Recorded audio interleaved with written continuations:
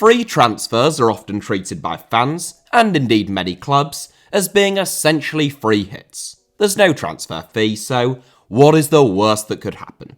Even if they're not very good, it is no great loss. And if they're brilliant, well then, you could well have just pulled off one of the bargains of the century. It's for that reason that when we think of free transfers, we tend to think of the good ones. Whether that be Andrea Pirlo to Juventus, James Milner to Liverpool, or more recently, Christian Eriksen to Brentford. Of course, free transfers aren't actually free though. There is no transfer fee, that much is true, but that can typically mean that a lot of those costs are just passed on in agents' fees, sign-on fees, and the wages themselves. And there are a whole host of players who prove that no transfer fee does not equal brilliant bargain signing. Just take Willian, who signed a 3-year deal with Arsenal worth a reported £240,000 a week in 2020. Willian saved Arsenal £20.5 million when he agreed to rip up his contract after just a single season at the Emirates. But he still ended up costing the Gunners £22.5 million in total for just a solitary season in North London, in which he only scored 1 goal. Or how about Emmanuel Aboué, formerly of Arsenal, who joined Sunderland in a return to English football on March 9th, 2016, with manager Sam Allardyce hailing his potential impact. On March 31st, Aboué was banned from football for a year by FIFA for failing to pay his agent, and Sunderland released him. That one wasn't too damaging financially, but it did make Sunderland look pretty daft for not knowing about Aboué's impending ban at a time when they really didn't need much help looking daft, especially in the transfer market. Those two just missed out, along with plenty of others, but here are, in my opinion, 7 of the worst free transfers of all time. 7th, Michael Owen to Stoke City. Michael Owen is a slightly strange person with a slightly strange legacy in football. At the peak of his powers, aged 18 and 19, by Owen's own admission, he was already on the decline from the age of 19 onwards due to injuries, despite winning the Ballon d'Or aged 21, after his goals inspired Liverpool to a treble. Had Owen not suffered more injuries than Evel Knievel, he would most likely have gone down as England's greatest player of all time. Yet, he isn't really loved by supporters of any of the 6 teams that he represented. Owen well and truly burnt his bridges with Liverpool fans when he joined Manchester United in 2009, where he spent 3 seasons but didn't play an awful lot of football, continuing to struggle with injuries. It was at the end of those 3 years, by which stage Owen was 33 and over a decade past his best, that he signed for Tony Pulis at Stoke City, ostensibly as Ricardo Fuller's replacement. As I said, there's a lot that is strange about Michael Owen, and his move to Stoke is one of those things. Basically a poacher by that age, Owen's style hardly seemed to suit Tony Pulis's famously direct and physical style of football. One could only imagine that Pulis viewed Owen as a really lethal weapon and game changer that he could introduce off the bench. But whatever his thought process was, it certainly didn't work. Owen made just 8 substitute appearances for Stoke in the Premier League, in which he scored 1 goal, and his only start came against Crystal Palace in the FA Cup. Owen described claims that he earned £7,000 a minute at Stoke, as was widely reported at the time, as rubbish. But whatever he set Stoke back financially, he proved to be a pretty shoddy signing, and he brought an end to his illustrious career, in that disappointing fashion, at the end of that season. 6th, Carlos Sanchez. Sticking on the theme of slightly strange footballers for now, if Carlos Sanchez had performed to the same standard at club level as he did on the international stage, he would probably be held in similarly high regard in the Premier League as Fernandinho and Javier Mascherano. Instead, he is considered by many West Ham fans under the age of 30 to be the worst player that they have ever seen at the club.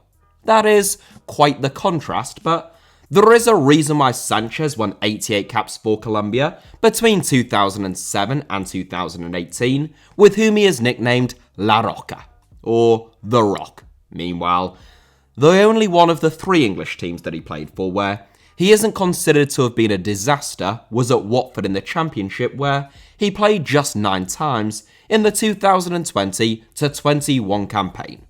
A big, strong and calming presence at his best in defensive midfield, Sanchez has marked the likes of Messi and Neymar out of games for Colombia, and it was his defensive solidity that allowed James Rodriguez and Juan Cuadrado to work their magic as Colombia went on an impressive run at the 2014 World Cup. It was 4 years later, in the summer of 2018, that Sanchez joined West Ham United from Fiorentina, reportedly on a free. Paid between £65,000 to £70,000 a week, depending upon which reports you choose to believe, Sanchez set West Ham back at least £6.75 million and likely a great deal more over the course of his 2 years at the club. During that time, he made a grand total of 13 Premier League appearances, only 3 of which were starts. He underwent knee surgery, and he developed a reputation for sort of watching on casually as West Ham conceded loads of goals. A signing so bad that some West Ham fans will be furious that he only takes 6th. 5th, Aaron Ramsey to Juventus. It doesn't receive quite as much attention here in England because the buying club was Juventus, but if an English team had made Aaron Ramsey one of the highest paid footballers on the planet, and things had gone as well for them as they have done for Juventus, you would never hear the end of it. Described by Arsene Wenger as the complete midfielder, there's no doubt that Aaron Ramsey, at his best, would be a tremendous asset to just about any club. Industrious, intelligent, and capable of deciding games in the final third, Ramsey spent a decade at Arsenal, recovering from one of the worst injuries that we have seen in recent years, to rack up 369 appearances for the club. In the summer of 2019, however, Ramsey's contract at Arsenal came to an end, and with the Gunners unable to agree a new deal with the Welshman, he received an offer from Juventus that was impossible to decline. A salary of £400,000 a week on a 4-year deal made Ramsey one of the highest paid players in the world, with a contract worth more than £80 million before any sign-on fees or bonuses are taken into account. It was, and still is, a crazy amount of money, and I say that as someone who rates Ramsey highly. Even if he was only earning half or even a quarter of that figure, Ramsey would still have been underwhelming in Turin. In 2.5 seasons with the old lady, he only managed to register 70 appearances, bagging just 6 goals and struggling to find any kind of consistency or real rhythm. He spent the second half of last season on loan with Rangers in a shock move that didn't really work out for either party, and Ramsey was ultimately denied in the decisive kick of the Europa League final penalty shootout against Eintracht Frankfurt. Still with 1 year left on his contract in Italy, Juventus want rid of Ramsey, but no one will cough up anything like the cash that he is currently on, hence the current standoff between him and his club. Now in a slightly similar situation to the one that his international teammate Gareth Bale had found himself in recent years, Ramsey is unwanted by his club, adored by his country, and paid an absolute fortune.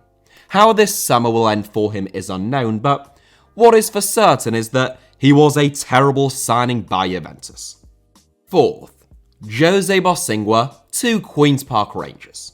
In the 2011-12 season, newly promoted Queen's Park Rangers spent an absolute fortune, ditching a lot of the players who had won them promotion from the Championship and bringing in big names like Sean Wright-Phillips, Bobby Zamora, and Djibril Cissé on astronomical wages. The project was not particularly successful, as Neil Warnock lost his job in January, and the club finished the season just 1 point above the relegation zone. But having narrowly avoided relegation, ingeniously, the following season, they decided to do exactly the same thing, but even more extreme. In came Julio Cesar, Christopher Samba, and Jermaine Genius, among many others. But no one summed up all that was wrong with Queen's Park Rangers that season quite as well as Jose Bosingwa. Evidently, a more than capable right-back, Bosingwa won the Champions League with both Porto and Chelsea. He made a Euros team of the tournament, and his international career with Portugal spanned 8 years. He actually joined QPR on a free immediately after winning the Champions League at Chelsea, during a season in which he played 43 games for the Blues, so you could well be forgiven for thinking that the R's had pulled off something of a coup. There was always something about Bosingwa, though, that I can only really describe as being flaky, and that really came to the fore at Loftus Road. I'm sure he would tell a different tale, but like so many players who joined QPR over those 2 years, it seemed as though Bosingwa was a bit of a prima donna in search of one last big contract, and, in Bosingwa's case, remaining local following his time at Chelsea, I suppose. His 24 appearances at Loftus Road were not befitting of someone so talented or decorated within the game, and in December 2012, he refused to sit on the bench for a game against West London rivals Fulham. QPR tried to get rid of Bosingwa at that point, but he had signed a 3-year contract worth a reported £50,000 a week, so almost £8 million in total. In April, after Rangers' relegation had been confirmed, Bosingwa was seen smiling and laughing by cameras as he left the pitch. Bosingwa ended up leaving QPR to join Trabzonspor the following summer, after the Hoops finished bottom of the league with a higher wage bill than Atletico Madrid, who reached that season's Champions League final. Third, Mark Bosnich to Chelsea. Chelsea are a club that have explored the free transfer market more frequently than most top clubs over the last couple of decades, with major success stories like Thiago Silva, mixed results like Samuel Eto'o, and total disasters such as Brian Laudrup, who tried to cancel his contract before he had even played a game for the Blues.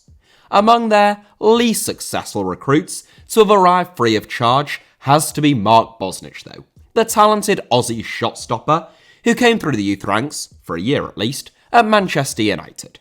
The only player who was ever signed twice by Sir Alex Ferguson, despite the Scot calling him, quote, a terrible professional, it was fresh off the back of leaving the Red Devils for a second time that Bosnich signed for Chelsea. Pushed out at Old Trafford due to the arrival of Fabian Barthez, Claudio Ranieri signed Bosnich to challenge Carlo Cudicini for the number 1 spot at Stamford Bridge, as was reflected by his reported £45,000 a week wages, which was big money back in 2001 and at Chelsea in the pre-Abramovich days. Bosnich would not challenge Cudicini for a starting berth. In fact, he wouldn't even make his debut until the following season, partly due to an injury, and he only went on to make 5 Premier League appearances for the club and just 7 in all competitions. In September 2002, after 20 months at Chelsea, Bosnich failed a drugs test. He was sacked by Chelsea and banned from football for 9 months. Bosnich got up to 10 grams of cocaine a day at his lowest ebb, with the habit reportedly costing him $5,000 a week. That is expensive, but not quite as expensive as Bosnich was for Chelsea, hence why he makes this 7. Second, Nicolas Anelka to West Bromwich Albion. Nicolas Anelka had a lot of different clubs and was never far away from controversy, so it is unsurprising that he turned out to be an excellent signing for some of them and a not so excellent signing for others. At Real Madrid and Shanghai Shenhua, the complaints about Anelka tended to revolve around his performances and attitude, however, whereas his move to West Bromwich Albion would be his most calamitous for rather different reasons. Signed by the Baggies, fresh off the back of a brief loan spell at Juventus, it was a move which saw him reunited with his old assistant manager at Chelsea, Steve Clarke, who was now the first-team boss at the Hawthorns. In August, just a month after Anelka had arrived, he stormed out of training and told staff that he was retiring. He changed his mind after being granted a leave of absence, but Anelka's first goal for the club wouldn't come until December, when he scored 2 goals in the space of 5 minutes in a 3-3 draw with West Ham. During his goal celebration, Anelka performed the Canel gesture, which was unfamiliar to most English viewers at the time, but is synonymous with controversial comedian Dieudonné Mbala over in France. Both Dieudonné and the Canal are accused of being anti-Semitic and having strong associations with Holocaust denial, which, when flagged in the context of Anelka, inevitably caused a fair bit of uproar. More than a bit, in fact, as the FA banned Anelka for 5 matches and fined him £80,000. Meanwhile, West Brom shirt sponsor Zoopla announced that they would be terminating their sponsorship of the Baggies as a result of the incident. West Brom eventually terminated Anelka's £40,000 a week contract on the grounds of gross misconduct. Meanwhile, Anelka claimed that the Canal he performed had been aimed at Steve Clarke, who had just been sacked when he scored those 2 goals, and who Anelka wanted to make a point to about not having played him more often. Quite why you would pick that gesture to make that point, I'm not quite sure, but I am certainly sure that Anelka is one of West Brom's worst ever signings, despite arriving on a free, so he takes second place. First, Winston Bogarde to Chelsea. Flat out, without any shadow of a doubt, the worst free transfer of all time, Winston Bogarde, is the 2-word answer to anyone who claims that free transfers are no-brainers. That can't go wrong. An enormously accomplished centre-back, Bogarde had won multiple league titles with both Ajax and Barcelona, in addition to lifting the Champions League before he joined Chelsea at the age of 29. It was for that reason that Bogarde's agent was able to negotiate a 4-year deal for his client worth £40,000 a week, thus making him one of the highest paid players in the Premier League at that time. However, Bogarde had been signed by Gianluca Vialli, who only lasted until September of that season. New boss, Claudio Ranieri, only gave Bogarde a few appearances before deciding that he didn't want the Dutchman at the club anymore. But as no one was offering anything like the kind of money that Bogarde was on at Stamford Bridge, he made no secret of the fact that he was unwilling to move on. In his own words, Bogarde said, and I quote, "Why should I throw €15 million away when it is already mine? At the moment I signed, it was in fact my money, my contract." End quote. Between Boxing Day of 2000 and the end of his 4-year deal in the summer of 2004, Bogarde made just 1 substitute appearance for Chelsea, and in response to significant criticism of his refusal to leave, Bogarde said, and again I quote, "This world is about money. So when you are offered those millions, you take them. Few people will ever earn so many. I am one of the few fortunates who do. I may be one of the worst buys in the history of the Premiership, but I don't care." End quote. Well, as he put it, he may not care, but he is indeed one of, if not the worst signing, of the Premier League era. And he is the worst free transfer of all time, at least according to this 7. Having played virtually no football for almost 4 years, Bogarde unsurprisingly didn't attract much interest when his Chelsea contract came to an end in 2004, so he decided to retire. His sons Maliro and Lamare are both Dutch youth internationals, and Lamare made 4 appearances under Steven Gerrard at Aston Villa last season. So that is it for today's video, but thank you all very much as ever for watching. I hope that you enjoyed it. Hit the like button if that was the case, let me know your thoughts down below in the comments, and make sure you are subscribed and have notifications turned on for HITC Sevens. You can also find me on social media, on either Twitter or Instagram, via the username @HITC Sevens on both, should you wish to do so. Have a great day.